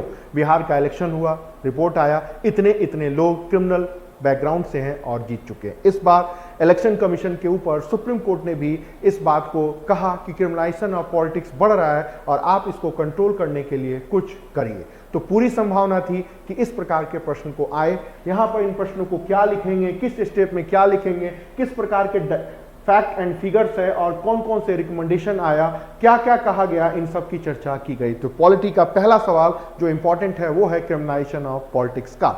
अब दूसरे सवाल को देखिए। दूसरा सवाल है बिहार की सीमाओं को लेकर के बात की जा रही है। ट्रेडिशन सवाल है, हमेशा से बदलता आया है, कैसे बदलता रहा, इसकी भी चर्चा की गई है कि बिहार का विभाजन कब हुआ, कैसे हुआ, 1900 के बाद क्या रहा, झारखंड बनने के बाद क्या हुआ और अभी क्या चल रहा है। इस प्रकार के प्रश्न आने की संभावना तो है नहीं, फिर भी हमेशा तैयार रहना चाहिए कि अगर प्रश्न आ रहे हैं तो हम उसको कैसे लिखेंगे। तीसरा, बिहार विधानसभा चुनाव का विश्लेषण। उम्मीद है ये प्रश्न आएगा, तो क्या लिखेंगे, किस तरह इलेक्शन रहा, नीतीश बाबू डिप्टी सीएम, एमएलए निर्वाचित, कितने कैंडिडेट कहां से आए, कितने लोग एवरेज वोटिंग पाए, क्या रहा नोटा का, क्रिमिनल बैकग्राउंड क्यों, और ये पूरा का पूरा क्वेश्चन हमने उठाया है एक रिपोर्ट से और उस रिपोर्ट का नाम है एडीआर रिपोर्ट। फिर क्या हुआ, जनता दल यूनाइटेड का प्रभाव नीचे गया, बीजेपी का ऊपर आया, नीतीश बाबू का प्रभाव नीचे गया है, एलजीपी वोट कटवा की भूमिका में, हालांकि चिराग बाबू का दिया तो बुझ चुका है, उनके चाचा जी ने उनका दिया बुझा दिया। आरजेडी रीजनल गठबंधन का प्रतीक एएमआईआईएम एक मजहबी सांप्रदायिक करते हुए प्रकट हुआ। बिहारी मतदाता जागरूक, केंद्र और राज्य स्तर पर मतदान अलग अलग, ये कंक्लूड करना होगा। निष्कर्ष ऑलवेज पॉजिटिव और जातिगत प्रभाव कमजोर हुआ है। तो ये भी एक क्वेश्चन है, बिहार की राजनीति में जाति की भूमिका, इनका प्यारा और प्रेम भरा वाला क्वेश्चन है। अगर इस तरह आता है तो इस प्रश्न को आप क्रमबद्ध रूप से ऐसे ही लिखेंगे। याद रखिएगा, अगर ये फैक्ट, फिगर और डाटा नहीं रहा तो आपके उत्तर में 65% के ऊपर मार्क्स नहीं मिलेंगे। अगले क्वेश्चन को देखिए। पक्षपातपूर्ण मीडिया का स्वरूप लोकतंत्र व्यवस्था में कई प्रकार के आसन खतरों को जन्म दे सकता है। आईएएस का आया हुआ क्वेश्चन है। थोड़ी बीपीएससी की परंपरा रही है कि जो सवाल आईएएस में आता है एक साल बाद पलट के बीपीएससी में आ जाता है। यही नहीं, कुछ सवाल जो बीपीएससी में आते हैं पलट के अगले साल आईएएस में आते हैं। लगता है बीपीएससी में और यूपीएससी में कोई सेटिंग है, या आप जो कह लें। तो कैसे इस चीज को डिस्कस करना है, किस तरह करना है, उसको पूरा किया गया है। जैसे एनडीटीवी, जीटीवी, बिना नाम लिए विश्लेषण, सेकुलर बनाम राष्ट्रवादी मीडिया, कैसे लिखेंगे, किन चीजों को स्टेप बाय स्टेप इनको भी यहां पर समझाया गया। जैसे विश्लेषण, अब ये देखिए, नागरिकता कानून, एनआरसी, 3 तलाक, मॉब लिंचिंग, गो रक्षा आंदोलन, लव जिहाद, सांप्रदायिकता, धर्मनिरपेक्षता, नेहरूवाद, चीन पाकिस्तान से बदलते रिश्ते और हिंदू इस्लामिक रीति रिवाजों के ऊपर मीडिया का विश्लेषण पूर्णतः 2 खेमे में बटा हुआ है। एक तरफ हमारे सामने सेकुलर मीडिया है तो दूसरी तरफ हमारे सामने राष्ट्रवादी मीडिया है। एक ही खबरों को 2 अलग अलग संरचना में प्रस्तुत करने का एक जो अजीब अभियान भारत में रखा है, उसने पूरे मीडिया के ऊपर ही प्रश्न चिन्ह लगा दिया है। प्रश्न यही है कि पक्षपातपूर्ण मीडिया का स्वरूप क्या होगा, निर्धारण कैसे होगा, इस बात का प्रश्न मिलना अभी बाकी है। कंक्लूड कर देना है, मीडिया का कार्य जनमत को बनाना है, किंतु ये सारी चीजें। अगले क्वेश्चन को देखिए। एक और भी है, बिहार की राजनीति को देखिए तो सामाजिक न्याय राष्ट्रवाद की राजनीति से पराजित हो रहा है। या ये करिए, नीतीश बाबू का ग्राफ नीचे, बीजेपी का ग्राफ ऊपर। तो नीतीश कट गए, बीजेपी बढ़ गए, ये तो नहीं आएगा ना। आएगा क्या? The ideology of political party, the differences between nationalism and regional party politics. Bihar के रेफरेंस में तो आप नेशनलिज्म को डिफाइन करेंगे, क्षेत्रीय दलों की बात करेंगे, बिहार की बात करेंगे, राष्ट्रवाद को डिफाइन करेंगे, और अगर आप बिहार को कह रहे हैं तो सामाजिक न्याय, समाजवाद और दलित राष्ट्रीयता। ये क्या है? ये है लालू जी एंड सन्स, ये है नीतीश बाबू एंड पार्टी, और ये हैं अपने रामविलास जी। अब इनका नाम नहीं लिए, 3 की आइडियोलॉजी और कंक्लूजन सामने इनका कैसे हो रहा है, मतलब बीजेपी से ये कैसे भिड़ रहे हैं, ये है। और फिर इनको कंक्लूड करेंगे। क्या करेंगे? राज्य और केंद्र की राजनीति में परिवर्तन, जातिवाद का प्रभाव कम हुआ है, राष्ट्रवाद की महत्ता स्थापित, मजबूत देश की चाहत, क्षेत्रीय दल भी देश के राष्ट्रीय मुद्दों को उठाने के लिए विवश। आज देखिए, नीतीश बाबू ने कास्ट बेस्ड सेंसस के ऊपर स्टेटमेंट 2 दिन पहले दिया है। बीजेपी का नया स्टैंड, हम सहमत नहीं है जनता दल यूनाइटेड के, वगैरह वगैरह वगैरह।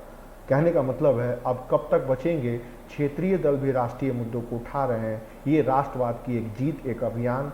देख सकते हैं कि किस प्रकार राष्ट्रवाद की विचारधारा रीजनल पार्टी को हाईजैक कर रहे हैं। मोदी कोई बड़ी तोप नहीं है, आइडियोलॉजी जो मोदी के पीछे खड़ा है ना, वो सबसे महत्वपूर्ण भूमिका निभा रहा है। ये देखिए, कोविड हो गया, चीन से झगड़ा हो गया, या ये चीज हुई, कोई मोदी की इमेज पर फर्क पड़ता हुआ दिखता नहीं है।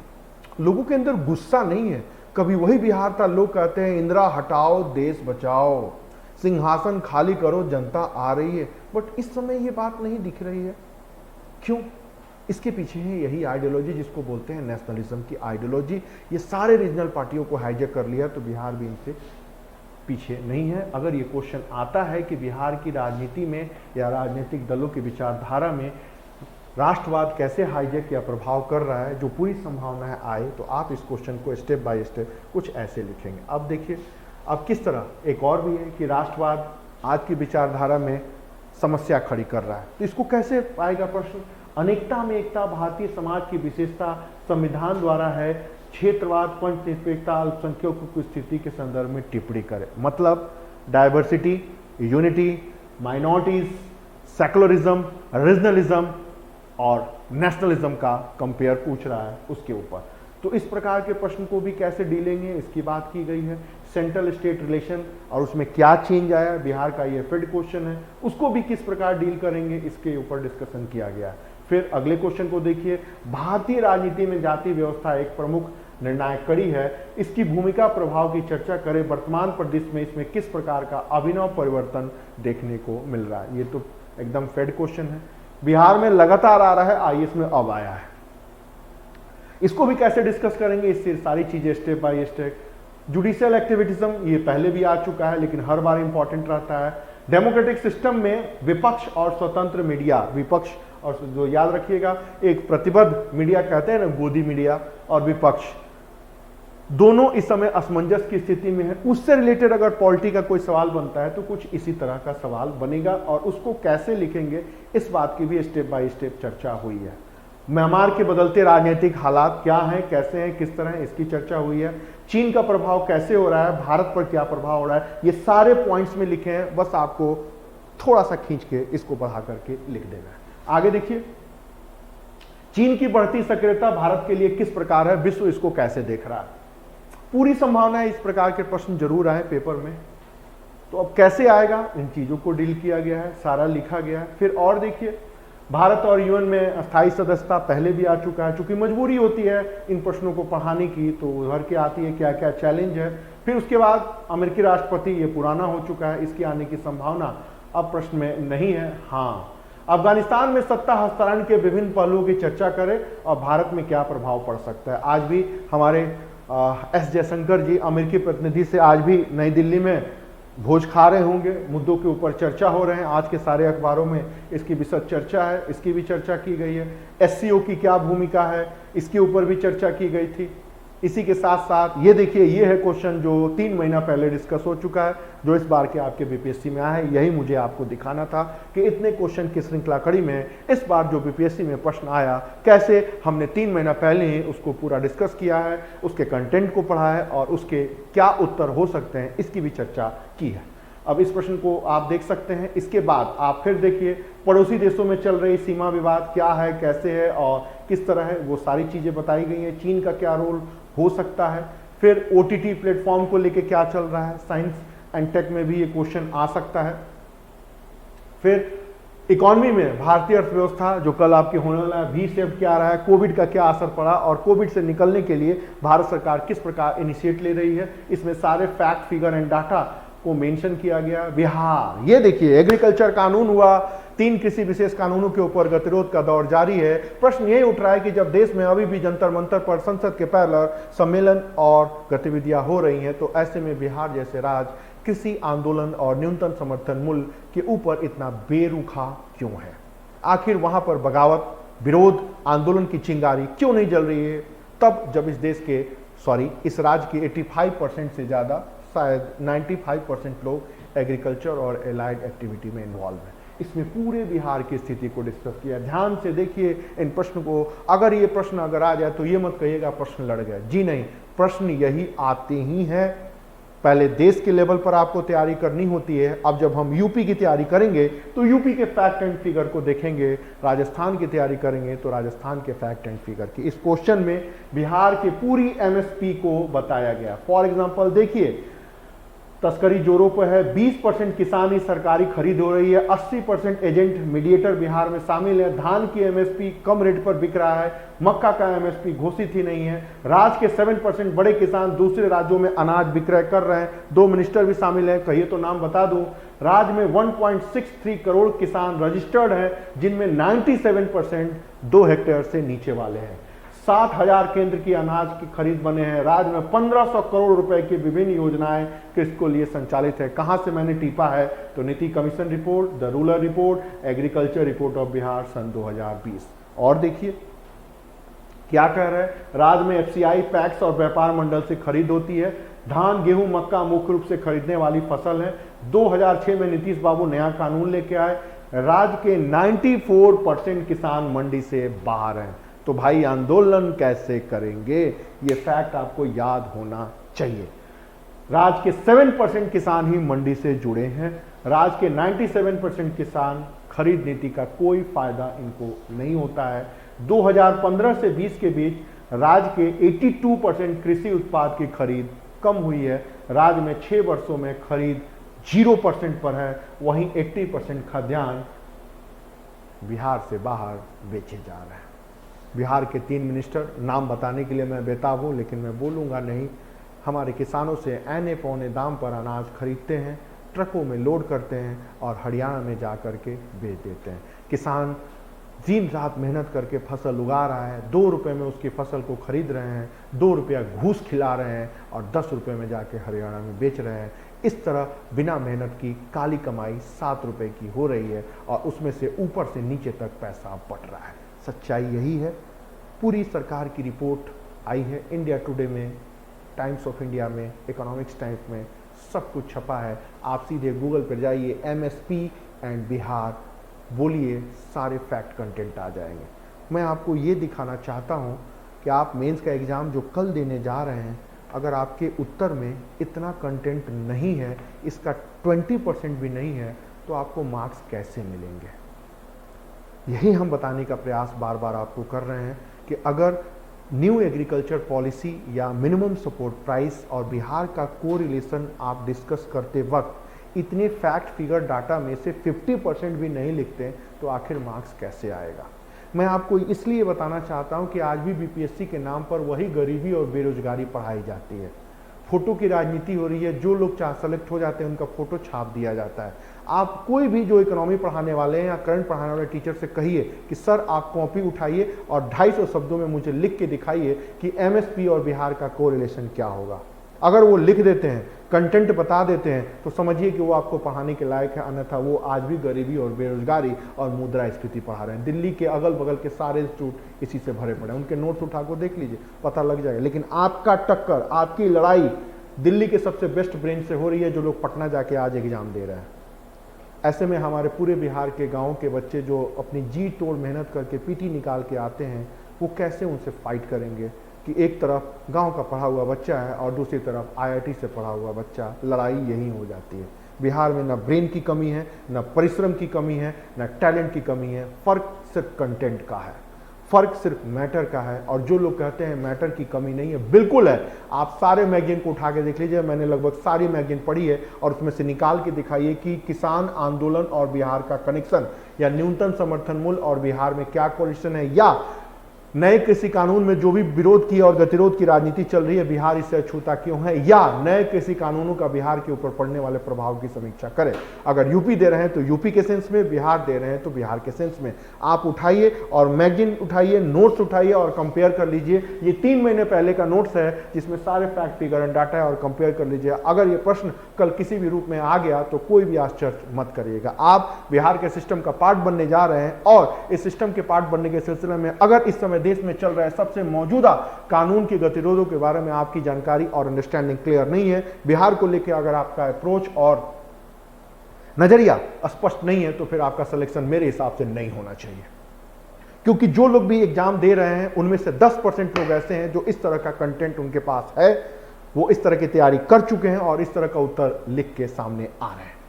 तो फाइट यही बहुत आगे हो जाता है, वो हमसे बहुत आगे चले जाते हैं, और हम अभी भी बिहार एक कृषि प्रधान देश है, बिहार में गरीबी और बेरोजगारी का असर है, बिहार में बाढ़ का प्रकोप ऐसा है, यही बातें टीचर लोग पढ़ाते हैं और बच्चा लिखने लगता है। आपके दिमाग पर पट्टी बंधी है ना, इस पट्टी को नोच डालिए और कम से कम अपना दिमाग चलाइए। वो सारी घटनाएं जो देश में घट रही हैं उससे बिहार कैसे इफेक्टेड हो रहा है, इस बात की पूरी नजर होनी चाहिए, चाहे वो पॉलिटिक्स हो, चाहे वो एनवायरमेंट हो, और चाहे वो एग्रीकल्चर लॉ हो, चाहे वो साइबर लॉ हो, चाहे वो साइंस एंड टेक्नोलॉजी हो, और चाहे वो कम्युनिज्म या सांप्रदायिक राजनीति हो। क्वेश्चन इन्हीं के ऊपर ही घूम फिर के आते हैं और आपको एक कॉमन अंडरस्टैंडिंग और एडमिनिस्ट्रेटिव अप्रोच के अनुसार नॉलेज और टू द पॉइंट प्रेजेंटेशन करने की तैयारी होनी चाहिए। अगले क्वेश्चन को देखिए, ये क्वेश्चन है एग्रीकल्चर प्रोडक्शन के लिए बिहार में इरिगेशन, ये चूंकि रिपोर्ट आई थी इसलिए मैंने किया है। फिर उसके बाद एग्रीकल्चर और मिनिमम सपोर्ट प्राइस क्या रहा, नए एग्रीकल्चर एक्ट किस प्रकार डिस्प्यूट कर रहे हैं, बिहार में एमएसपी की क्या स्थिति चल रही है, वही सारी बातें यहाँ भी लिखी हैं जो अभी मैंने आपको रिपीट किया।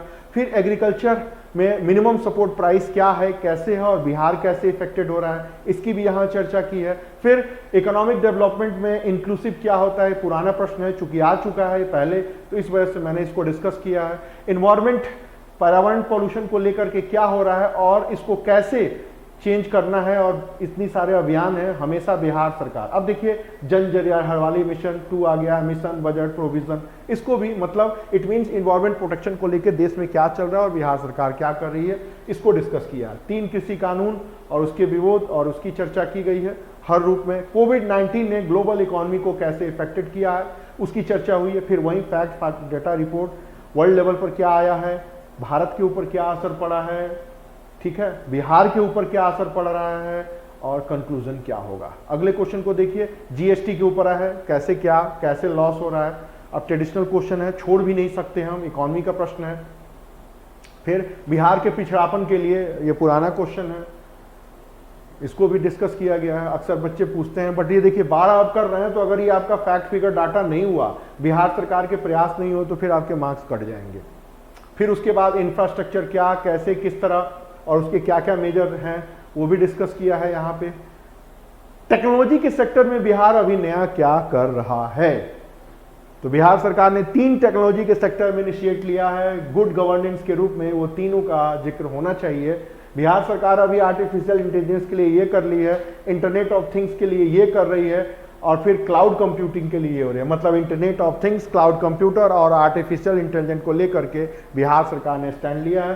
पूरी उम्मीद है कि कल के प्रश्न पत्र में इस प्रकार के एक प्रश्न आए और वो आपको देखना है। ये क्रॉनिकल मई 2001 पेज नंबर 184 में मेरे आर्टिकल निकले हैं, आप चाहें तो देख सकते हैं। मैंने खुद उस चीज को लिखा है कि बिहार की तैयारी करने जो जा रहे हैं वो लोग इन चीजों के ऊपर उत्तर देख सकते हैं। पिछले अप्रैल, मई, जून और जुलाई, ये आप क्रॉनिकल देखेंगे पेज नंबर 8 पे मेरी पूरी आर्टिकल निकली है कि लेख उत्तर कैसे लिखें, निबंध की तैयारी कैसे लिखें, इतिहास का उत्तर कैसे लिखें, राजनीति विज्ञान पॉलिटी का उत्तर कैसे लिखें, और अगले अंक में फिर आपको इकोनॉमी और इन्वायरमेंट और साइंस टेक्नोलॉजी में नॉर्मल प्रश्न कैसे बनते हैं, स्टेट के प्रश्न कैसे बनते हैं और उनको कैसे लिखें, इस बात की चर्चा मेरे फोटो के साथ आएगी। आप उसको उलट के देख सकते हैं पेज नंबर 10, 12, 14 के आसपास। आगे देखें, थोड़ा हिस्ट्री में आते हैं। मोदी जी के युग में नेहरू जी के ऊपर बम फट रहा है, नारियल फूट रहा है, या ये कहिए देश के विकास में पहले प्रधानमंत्री नेहरू की भूमिका के ऊपर लगातार प्रश्न चिन्ह उठ रहे हैं। और इसी के सिलसिले में चाहे वो देश की विदेश नीति हो, चीन के साथ संबंध हो, कश्मीर का मुद्दा हो, सेकुलरिज्म की पॉलिसी हो, या सोशलिज्म की हमारी इकोनॉमिक स्ट्रक्चर हो, इन सब के ऊपर प्रश्न चिन्ह उठ रहा है। तो जाहिर सी बात है कि देश के प्रथम प्रधानमंत्री जवाहरलाल नेहरू की भूमिका का आप मूल्यांकन करें। हिस्ट्री का प्रश्न वही था, जवाहरलाल नेहरू की भूमिका या तो ऐसे आप कर सकते हैं कि उनकी आइडियोलॉजी क्या थी, ऐसे ये इतने पॉइंट हैं। अगर गांधी जी से कंपेयर करते हैं तो एक पन्ने में आपको ये डिफरेंस करना होगा। फॉर एग्जांपल, गांधी जी का अहिंसा में विश्वास, नेहरू जी का कोई विश्वास नहीं। गांधी जी वेस्टर्न सिविलाइजेशन को गलत या पाप का वो मानते थे, नेहरू बहुत प्रभावित। गांधी कुटीर उद्योग, नेहरू हेवी इंडस्ट्रियलाइजेशन। ये 3 के अलावा ऐसे 15 ऐसे मुद्दे हैं जिसको आपको डिस्कशन करना होगा। हम आपको मैटर दे देते हैं, मैटर आपको पढ़ना खुद है, एक बार हम आपको पढ़ के समझा देते हैं, बट लिखने की आदत आपको खुद डेवलप करते हैं या खुद डेवलप करना होगा। ये स्ट्रक्चर है। अब आप खुद देखिए कि गांधी जी डेमोक्रेसी के बारे में क्या कह रहे हैं, नेहरू जी क्या कह रहे हैं। पंचायती राज पे क्या कह रहे हैं, और यह मतलब इतनी चीजें अगर आपको याद रहे तो उत्तर तो आप खुद ब खुद लिख लेंगे। तो एक पन्ने में हिस्ट्री के क्वेश्चन को कैसे तैयार करते हैं, ये एक मॉडल मैंने आपको सामने रखा है। इस तरह अगर आप 300 प्रश्नों को पूरे बीपीएससी मेंस के पहले तैयार कर लेते हैं तो एक भी प्रश्न बाहर नहीं आएगा। दूसरा हिस्ट्री के प्रश्न को देखें, क्विट इंडिया मूवमेंट कैसे रहा। इस बार भी क्वेश्चन हमेशा इंपॉर्टेंट रहता है।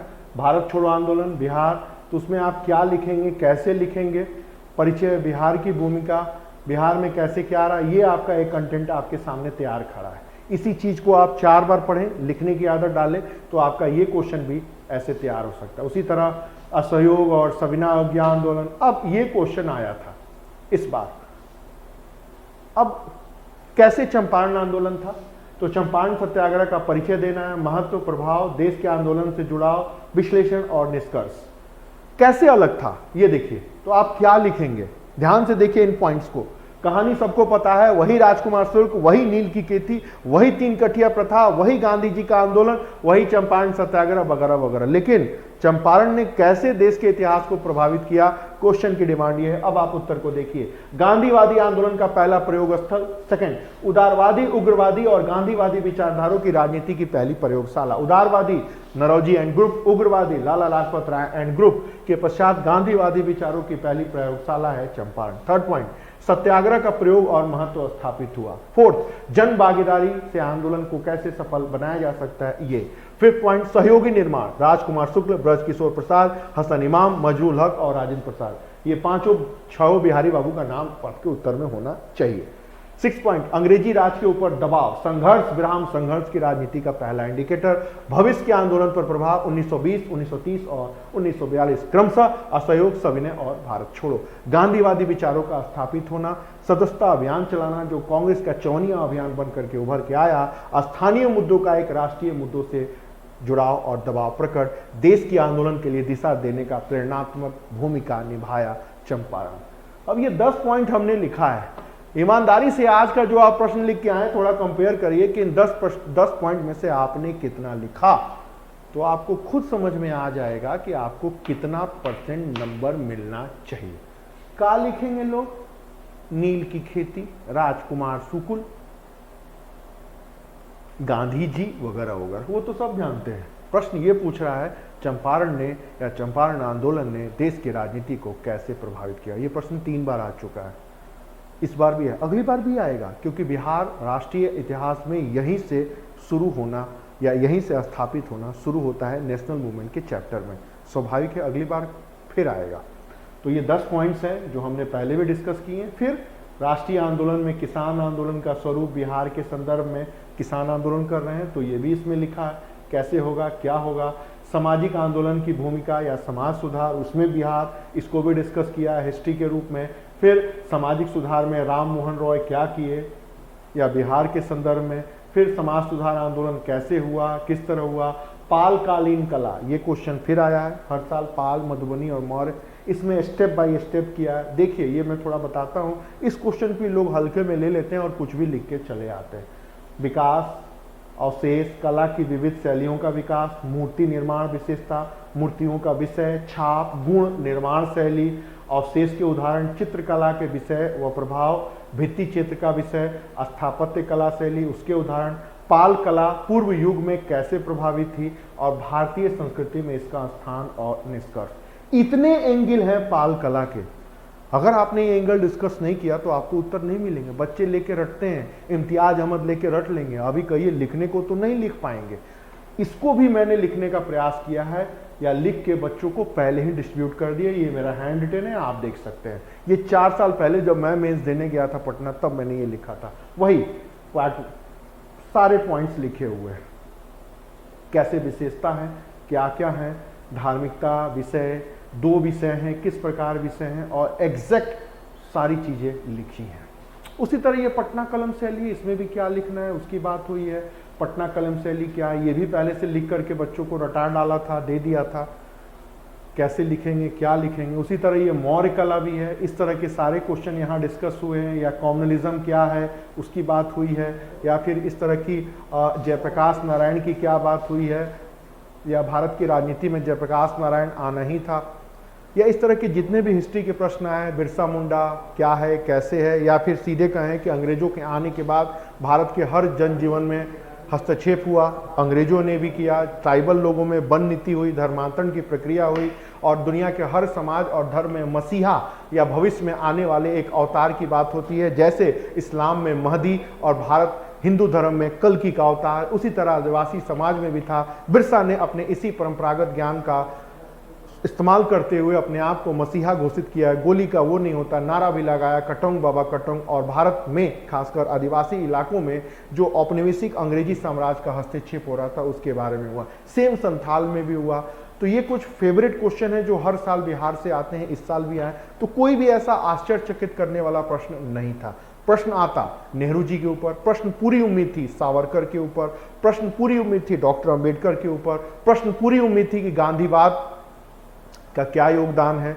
और नेहरू जी तो निशाने पर हैं ही, पिछले साल भी नेहरू जी पर आया, इस साल भी आया और अगले साल भी आएगा। आप उसके लिए कितने तैयार हैं ये देखना था। तो इतिहास का कोई ऐसा प्रश्न नहीं था जो हमारे क्लासरूम प्रोग्राम या टेस्ट सीरीज के प्रोग्राम से बाहर आया हो।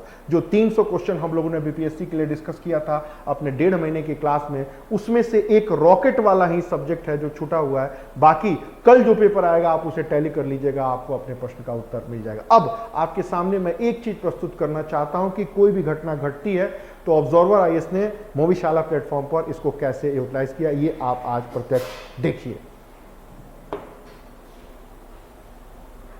ओके,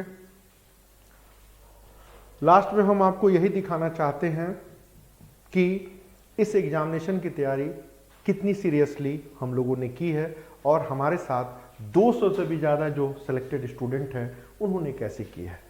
ये हिस्ट्री एंड कल्चर का पहला टॉपिक ही है जो इम्पोर्टेंट है। कैसे इस बार सवाल आना था, जवाहरलाल नेहरू का मूल्यांकन और राष्ट्र निर्माण के संदर्भ में जयप्रकाश नारायण की भूमिका 1980 तक, चंपारण सत्याग्रह, जनजातीय विद्रोह, ये इतने टॉपिक्स कवर हुए। दूसरा, ये हमारे सेलेक्टेड कैंडिडेट है जिन्होंने क्या कहा है, हेल्थ इशू में इतनी, एजुकेशन पॉलिसी, सैनिटेशन क्या हुआ, कैसे हुआ, आईआर में बात करें। ये देखिए इंडियन एक्सप्रेस, मई Hindu, Indian Express, India Today, Indian Express कैसे रहा, इंडो चाइना, कहाँ कहाँ से चीज़ों को उठाया है। जो मैंने आपको बताया द हिंदू, इंडियन एक्सप्रेस, कहाँ कहाँ से चीज़ें उभर करके आई हैं। ये हमारे एक बीपीएससी में सेलेक्टेड कैंडिडेट है 63 रैंक में। हमने कभी फोटो दिखा के या वीडियो बना के लोगों को इम्प्रेस करने की आवश्यकता नहीं, क्योंकि जिसको भी एक बार हमारे उत्तर लेखन या 300 जो जीएस का पार्ट होता है वो अगर ज्वाइन कर लेता है वो खुद ही आता है। कैसे constitutional election reform, central state relation, कहाँ पे क्या क्या रहा, कैसे रहा, इंडियन इकोनॉमी में इंडिया टुडे से लेकर के पूरा हिंदुस्तान टाइम्स कैसे चीज़ें उभर करके आई, ठीक है। और ये सारे डेट के साथ इसमें मेंशन है। ये सारी चीज़ें मोविशाला के प्लेटफॉर्म पर फरवरी महीने के क्लास कार्यक्रम में मेंशन है, आप स्पष्टता उनको देख सकते हैं। मैं आपको बार बार ये बताने की कोशिश इसलिए कर रहा हूँ कि तैयारी ऐसी ही होती है। अगर आप रोज़ 1 साल तक हर छोटी बड़ी घटना के ऊपर अप्रोच डेवलप नहीं करते हैं, फैक्ट फिगर एनालिसिस रिपोर्ट को कलेक्ट नहीं करते हैं, डिस्कशन नहीं करते हैं और आंसर राइटिंग नहीं करते हैं, तो शायद पहले अटेम्प्ट में आपका मेंस निकलना असंभव है। मैंने भी 7 सालों में कई सारे मेंस निकले, इंटरव्यू दिया, सेलेक्ट हुआ, लेकिन ऊपर के रैंक में नहीं पहुंच पाया। बट मेरे ही परिवार से 3 लोग पहले अटेम्प्ट में सेलेक्ट हुए। नाम बताने की आवश्यकता नहीं है, ये सारे डेट मेंशन है। और जो लोग भी, चाहे वो ज्योग्राफी का हो या फिर यहाँ पे साइंस एंड टेक्नोलॉजी का हो, ये हमारे सेलेक्टेड कैंडिडेट हैं, इनके रोल नंबर है। 50 लोग बीपीएससी में सेलेक्ट हुए हैं, लेकिन कभी भी हम लोगों ने इसका कमर्शियल यूटिलाइजेशन नहीं किया। क्यों? क्योंकि हम इनके कोच थे, खिलाड़ी ये खुद थे। 200 लोगों ने मेंस लिखा था, 50 फाइनल सेलेक्ट हुए। उन 150 लोगों में कहीं कोई प्रॉब्लम नहीं थी, लेकिन फिर वो सिर्फ अपने टाइम मैनेजमेंट से और वर्ड लिमिटेशन को ठीक ढंग से इम्प्लीमेंट नहीं कर पाए, या ये कोचिंग पढ़ ले, वो पढ़ ले, वो पढ़ ले, इसी में उलझे रहे। ये सब लोगों का नाम और रोल नंबर आपके आंखों के सामने है, चीज़ें हैं, कौन कौन से कोर्स में एडमिशन लिए, आप कभी भी आके देख सकते हैं। साइंस एंड टेक में जो कुछ भी बातें कही, ये देखिए डेट के साथ चीज़ें मेंशन है कि इस दिन के इस अखबार में ये टॉपिक्स निकला है, आप उन्हें कैसे भी करें, आप कहीं भी पढ़ें, किसी भी तरफ पढ़ें, कहीं भी पढ़ें, कोई फर्क नहीं पड़ता है, लेकिन आपके तैयारी करने का पैटर्न, आपके क्वेश्चन को लिखने का पैटर्न, चीज़ों को जानने और समझने का पैटर्न, भाषा का चुनाव, लिखने की शैली, ये महत्वपूर्ण है। अगर आपने इन सारी चीज़ों पर अपने आप को केंद्रित किया तो आपको सिलेक्शन नहीं, टॉप करने से कोई नहीं रोक सकता। 10 साल से मैंने सैकड़ों स्टूडेंट को ट्रेन किया, उनके बीच में रहा, दिल्ली और राजेंद्र नगर में बहुत करीब से लोगों को देखा। 1500 से ज़्यादा मेरे आर्टिकल नेशनल न्यूज़पेपर में आ चुके हैं और एक ही उत्तर को मैं कई तरीके से लिख सकता हूँ। मैंने अपने हाथ से लिख के इसीलिए आपको सामने दिखाया, क्योंकि 99% टीचर खुद लिखना ही नहीं जानते, वो सिर्फ बता के चले जाते हैं। मैं हमेशा हर प्रश्न को हैंड रिटन करता हूँ और कोशिश करता हूँ कि आप भी इस तरह के उत्तर को लिखने की आदत डालें, क्योंकि जो आपकी कॉपी को चेक करता है उसके पास भी टेम्पलेट में यही सारी चीज़ें रहती है। तो उम्मीद है आज की क्लास थोड़ी सी आपको अच्छी लगी। कल फिर हम सेकंड पेपर में जो सवाल आएंगे उसको डिस्कस करेंगे। ठीक है, आपके सुखद भविष्य के लिए एक हार्दिक शुभकामना। आप स्वस्थ रहें, सुरक्षित रहें। धन्यवाद।